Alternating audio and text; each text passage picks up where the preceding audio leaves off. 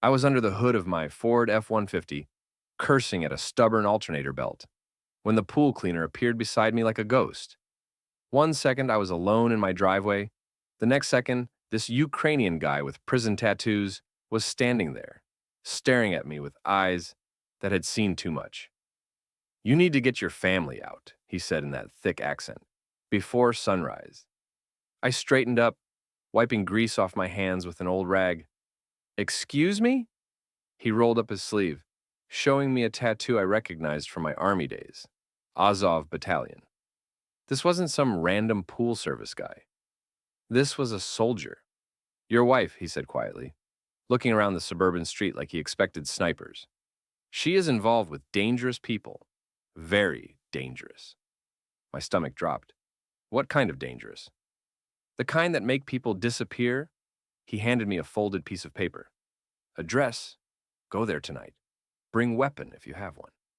Then he walked away, leaving me standing there with my mouth open like an idiot. I looked at the paper. It was an address across town, in the warehouse district. Below it, written in careful block letters, "Proof of betrayal." My wife Linda had been acting strange for months. Late nights at the law firm, hushed phone calls, new clothes I couldn't afford on my repair shop income. I'd suspected an affair, but this sounded bigger, much bigger. I called my father-in-law. "Hey, Pete, can the kids stay with you tonight? Linda and I need to work some things out." "Everything okay, Jack?" "Just marriage stuff. You know how it is." 2 hours later, I dropped off my 16-year-old daughter, Emma, and 14-year-old son, Tyler, at their grandfather's house. Emma gave me a worried look as I kissed her goodbye. "Dad, you look scared." "Just tired, sweetheart. I'll pick you up tomorrow." I drove to the address the pool cleaner had given me. It was an abandoned auto parts warehouse, the kind of place where bad things happened in movies. But when I got there, I found something worse than fiction. Through a dirty window, I could see Linda tied to a chair in the middle of an empty room. Next to her, also tied up, was a man I'd never seen before. Young, expensive suit, bleeding from his nose. The pool cleaner stood over them both, holding a crowbar. I tried the door, unlocked. "About time," the pool cleaner said without turning around. "Your wife has been very chatty." Linda looked up at me. Mascara streaked down her cheeks. "Jack, thank God. This maniac kidnapped us." The pool cleaner, I still didn't know his name, laughed bitterly. "Tell him what you told me, Linda. About the money, about the Russians." "I don't know what he's talking about." The young man in the suit spoke up. "Jack, right? I'm David Morrison. I work with your wife at the firm." I'd heard that name before. Linda had mentioned him several times recently. Always in passing, always casual. But now I remembered the way she'd said it. "You're sleeping with my wife," I said. David's face went red. "It's not what you think. It's exactly what he thinks," the pool cleaner interrupted. "But that's not the important part." "Show him the documents, David." There was a manila folder on the floor beside David's chair. I picked it up and opened it. Inside were bank statements, wire transfer receipts, and what looked like coded messages. The bank statements showed deposits into Linda's personal account, deposits of $50,000, made monthly for the past 6 months. "What is this?" I asked. The pool cleaner answered. "Your wife and her boyfriend have been selling information to Russian intelligence. Client lists, case files, anything that could be useful for blackmail or industrial espionage." I stared at Linda. "Is this true?" She started crying harder. "Jack, you don't understand. They threatened us. They said they'd hurt the kids if we didn't cooperate." "Bullshit," the pool cleaner said. "I've been watching you for weeks. You weren't threatened. You were greedy." He was right. I could see it in Linda's face the way she couldn't meet my eyes. This wasn't fear. This was guilt. "How much?" I asked. 300,000 so far, David whispered. "But we were going to stop. We were going to... You were going to disappear," the pool cleaner finished. "Both of you. Tonight. Leave Jack and the children to deal with the consequences." I felt something cold settle in my chest. Not anger. Not yet. Just a terrible clarity. "Who else knows about this?" The pool cleaner smiled grimly. "That's the question, isn't it? How deep does this go?" The pool cleaner's name was Victor. And he wasn't actually a pool cleaner. He was a private investigator hired by the FBI to track Russian money laundering operations in our city. Linda and David had stumbled into something much bigger than they understood. Your wife's law firm handles contracts for 3 major defense contractors, Victor explained as he untied them both. Client information, security clearances, project timelines, all very valuable to the right buyers. Linda rubbed her wrists where the rope had been. We didn't know it was the Russians at first. David met this guy at a conference, said he was from a consulting firm. Alexei Volkov, David added. He seemed legitimate. Said he was doing market research on defense spending. I sat down heavily in a folding chair Victor had brought. So you just started selling him information? It wasn't like that, Linda protested. At first it was just public information. Things anyone could find with a little research, but then the money got too good to refuse, Victor finished. David nodded miserably. 50,000 a month, more than I make in salary. And Alexei said it was harmless, just business intelligence. Until they wanted more, I said. Last week, Alexei asked for the client list for Project Blackwater, Linda whispered. That's classified. We told him no. Victor's expression darkened. And that's when they threatened your family. They had photos, David said. Pictures of Emma leaving school, Tyler at baseball practice. They knew where the kids would be when they'd be alone. I felt the anger starting to build, hot and dangerous. So you were going to run? Linda nodded. Tonight, Alexei gave us new identities, cash, everything we needed to disappear. He said if we stayed, the FBI would arrest us and the kids would be left with nothing. Except that's not how it works, Victor said. Alexei doesn't give people new lives. He eliminates loose ends. He showed us photos on his phone. A couple in Phoenix who'd been found dead in their hotel room. A man in Seattle who disappeared completely. All of them had been selling information to the same network. You weren't going to disappear, Victor told Linda and David. You were going to die. The room went quiet, except for Linda's quiet sobbing. What happens now? I asked. Now we have a choice, Victor said. We can call the FBI, turn over all the evidence, and hope the Witness Protection Program keeps your family safe, while Linda and David testify against the Russians. Or, Victor's smile was cold, or we handle this ourselves. I looked at my wife, this woman I'd loved for 18 years, who'd been ready to abandon our children to save her own skin. I thought about Emma's worried face when I'd dropped her off, Tyler asking why Mom had been so distracted lately. What did you have in mind? Victor pulled out a laptop and showed us surveillance footage of Alexei Volkov entering a downtown office building. He's not just running Linda and David. He's got at least 6 other sources in the city. If we can expose the whole network publicly, it destroys his operation and makes it too dangerous for them to retaliate. How do we do that? We make them think Linda and David are still cooperating, set up a meeting, get everything on camera. Then we release it all at once, to the FBI, the media, everyone. Linda looked terrified. If we do that, they'll know we betrayed them. They're going to kill you anyway, Victor pointed out. This way, you might survive. David was shaking his head. This is insane. We should just run, get as far away as possible. With what money? I asked. You think Alexei was going to let you keep those bank accounts? The minute you disappeared, that money would be gone.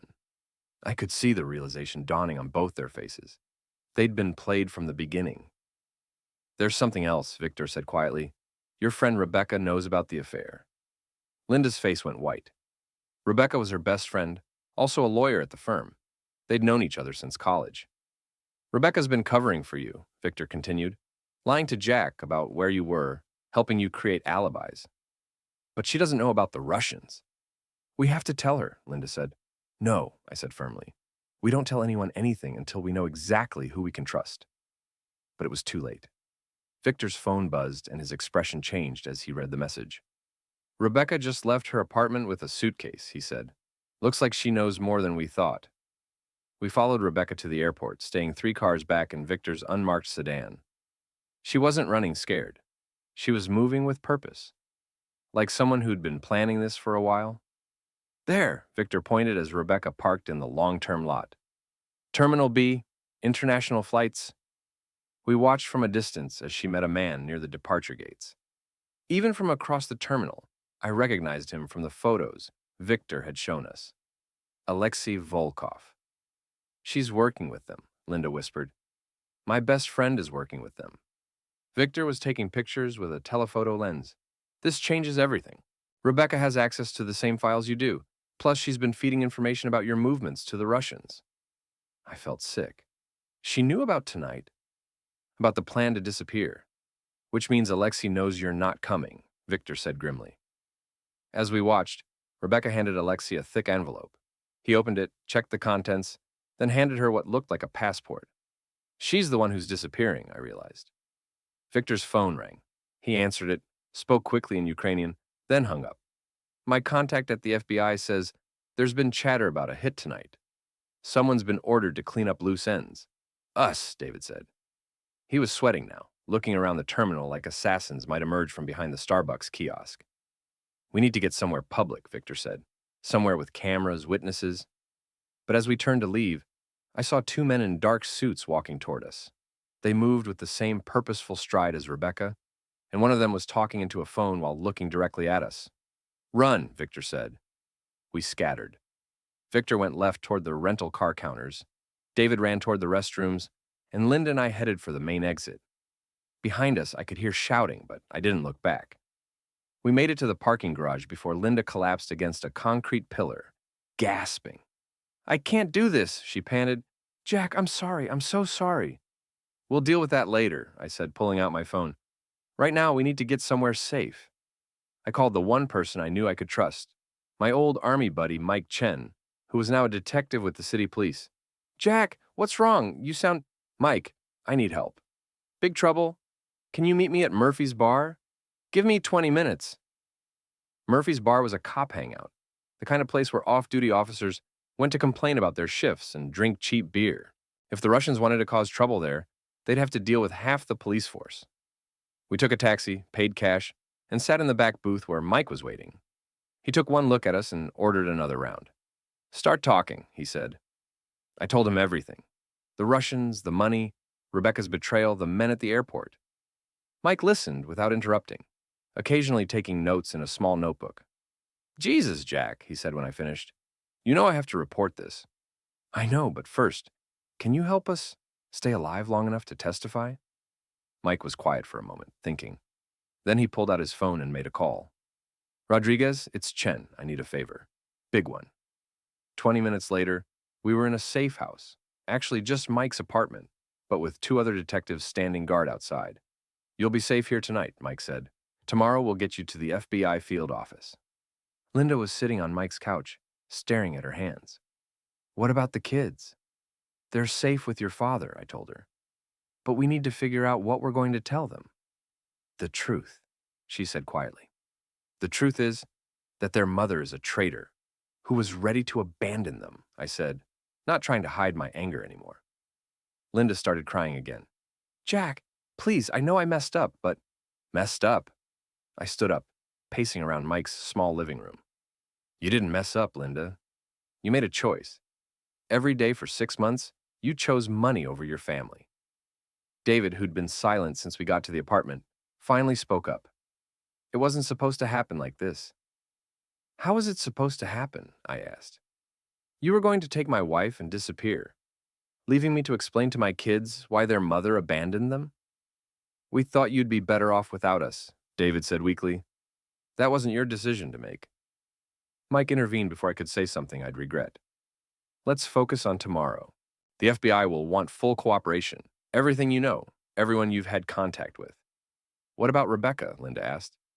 If she got on that plane, she's gone, Mike said. But her involvement gives the FBI leverage to go after the whole network. I walked to the window and looked out at the city lights. Somewhere out there, my kids were sleeping peacefully, unaware that their world was about to explode.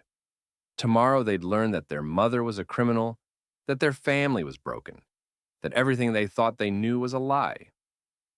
There's something else, I said, turning back to the room. I want revenge. Mike raised an eyebrow. Jack, not illegal revenge, I clarified, but I want everyone to know what they did. I want their names in the newspapers, their faces on TV. I want them to lose everything, just like they were willing to let my kids lose everything. Linda looked up at me, her eyes red from crying. Jack, please, think about Emma and Tyler.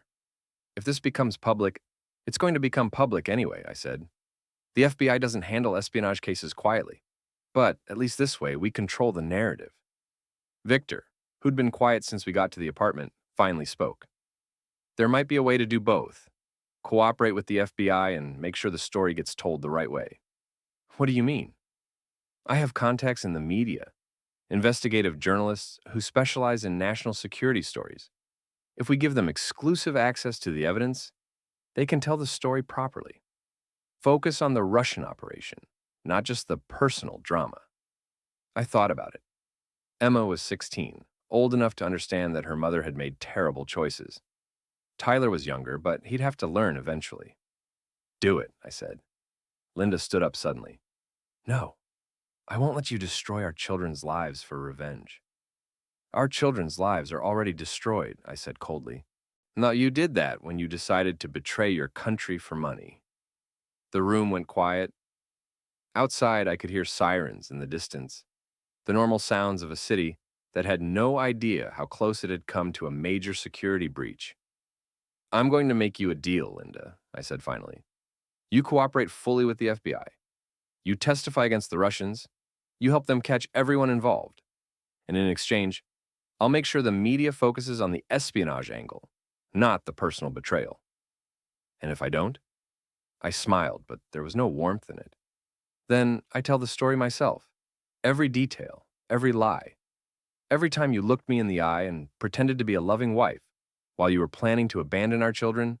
Linda stared at me for a long moment, then nodded slowly. Good, I said, because tomorrow we're going to destroy them all.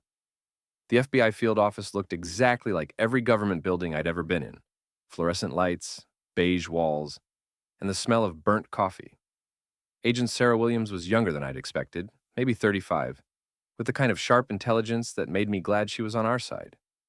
We've been tracking this network for 8 months, she told us, spreading photographs across the conference table. Your information fills in a lot of gaps. The photos showed Alexei Volkov meeting with various people around the city. I recognized a few faces, a city councilman, someone who looked familiar from the local news, a woman I'd seen at Emma's school events. How many people are involved? Linda asked. At least 12 that we can identify, Agent Williams said. But the network is larger. Volkov is middle management. The real operation is run from Moscow. Victor leaned forward. What about Rebecca? Rebecca Morrison caught a flight to Toronto last night. From there, she could be anywhere, but we're working with international partners to track her. Morrison? I looked at Linda. She's using David's last name? David shifted uncomfortably. She's been helping us for months. I think she developed feelings. She's in love with you, I realized. That's why she helped with the affair. She thought if Linda left me, you'd end up with her. Agent Williams made a note. Personal relationships make these networks vulnerable. People make mistakes when emotions are involved. She was right. Over the next 3 hours, we laid out every detail of the operation. The Russians had been patient, starting small and gradually increasing their demands. By the time Linda and David realized how deep they were, it was too late to back out. The good news is that none of the information they sold was truly classified, Agent Williams said.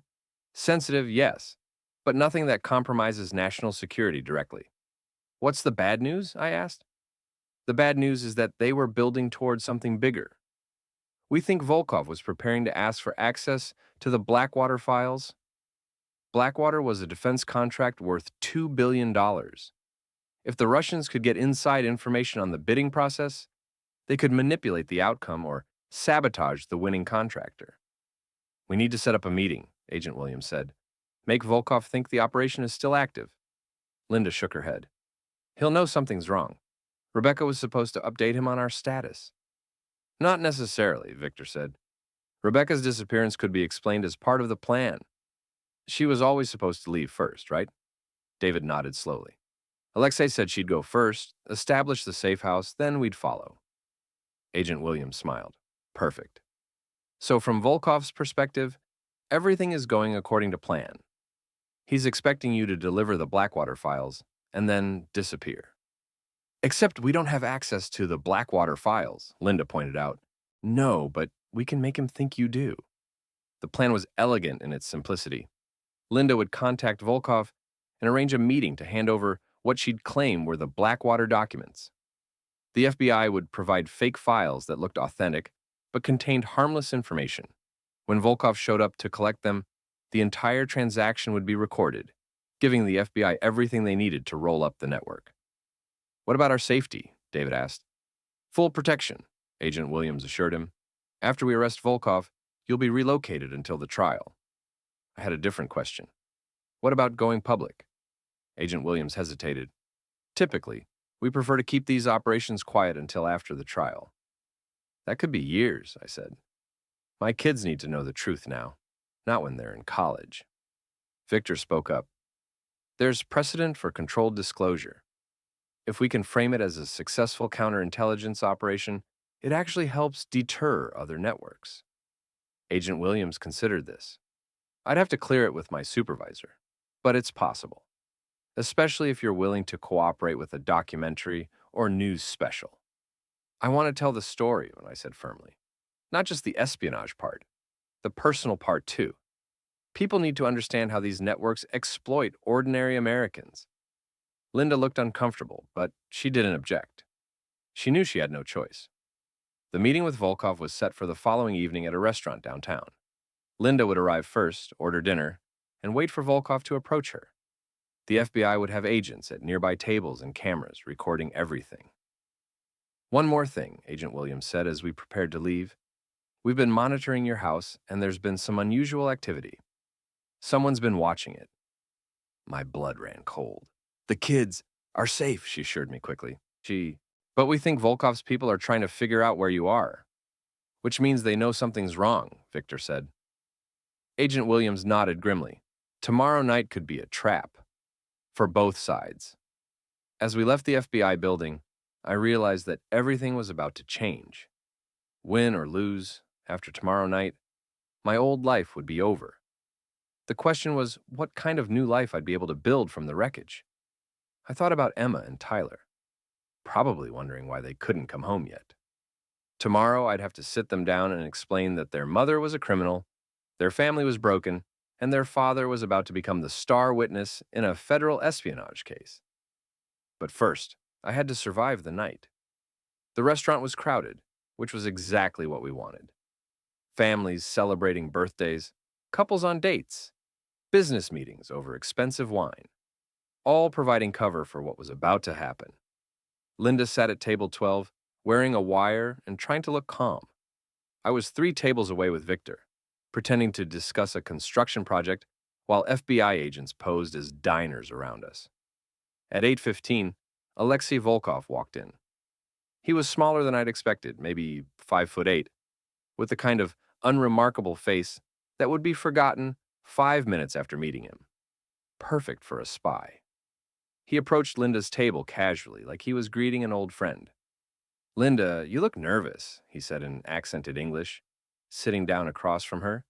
"I am nervous," she replied. "This is the last time, right? After tonight, David and I disappear?" "Of course. You have the files."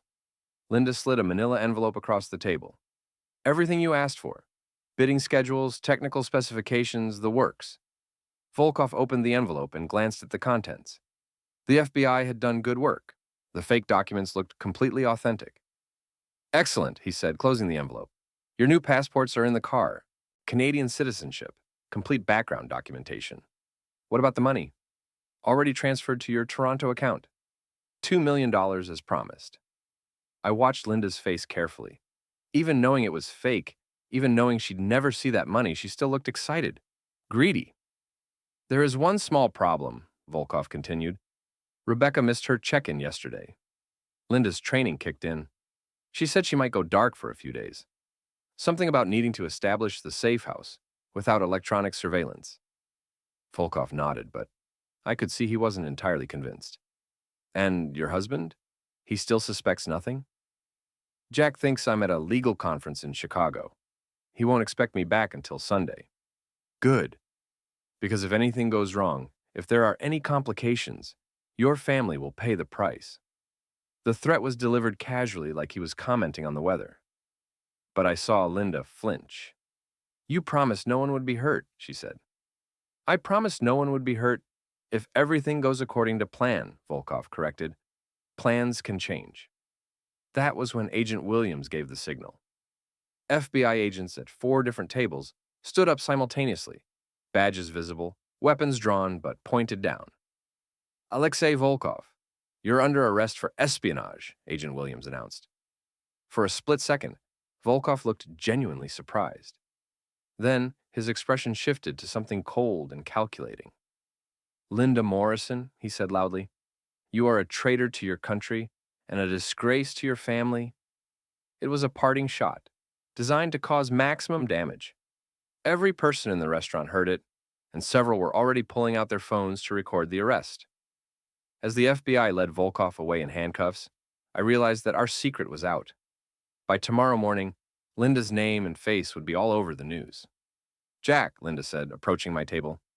She looked shell-shocked. What do we tell the kids? The truth, I said. Finally. But the truth was more complicated than I'd expected. Over the next week, as the story broke nationally, details emerged that none of us had known. Rebecca hadn't just been helping with the affair. She'd been the one who introduced David to Volkov in the first place. She'd been working for the Russians for over a year, recruiting assets inside the law firm. The city councilman in the FBI photos was taking money to influence zoning decisions that affected Russian-owned businesses. The woman from Emma's school was a teacher who'd been providing information about the children of defense contractors. It was a web of corruption that went deeper than anyone had imagined. The media attention was intense but mostly fair. Victor's journalist contacts did good work, focusing on the counterintelligence success rather than the personal drama. Linda and David were portrayed as naive Americans who'd been manipulated by sophisticated foreign operatives, which was partly true, but not the whole truth. The whole truth was that my wife had been willing to abandon her children for money, that she'd looked me in the eye every day for 6 months while planning to disappear, that she'd brought danger into our home and put Emma and Tyler at risk. The kids handled it better than I'd expected. Emma was angry, but she understood that her mother had made terrible choices. Tyler was confused and hurt, but he was young enough to adapt. Linda and David were sentenced to 2 years in federal prison, with most of the time suspended in exchange for their cooperation. They'd serve 6 months each, then 5 years of probation. Volkov was sentenced to 25 years. Rebecca was arrested in Prague and extradited back to the United States. She got 15 years. 6 months after the arrests, I was rebuilding my life. The kids lived with me full-time. Linda was in minimum security prison, and I'd sold the house to pay for legal fees and therapy. But I wasn't done yet. The day Linda was released from prison, I was waiting for her outside the federal facility. She looked older, thinner, but not broken.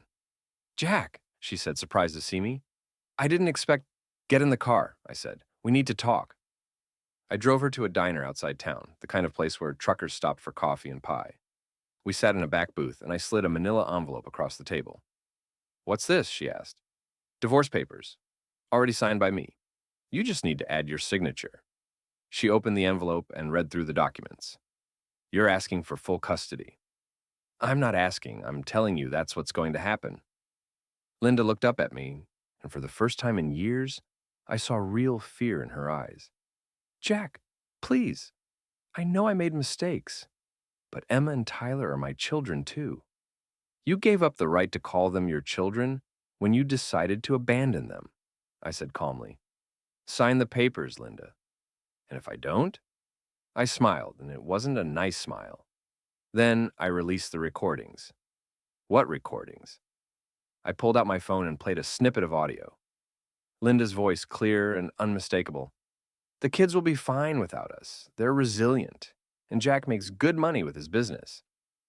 It was from one of her conversations with David, recorded by the FBI during their investigation. The Bureau had given me copies of everything as part of my victim impact statement. There are hours of recordings, Linda. You and David talking about how easy it would be to start over without the burden of children. How much simpler your new life would be. Linda's face went white. You wouldn't. Try me. She signed the papers. As I drove away from the diner, leaving Linda to find her own way back to town, I thought about revenge. I'd gotten everything I wanted.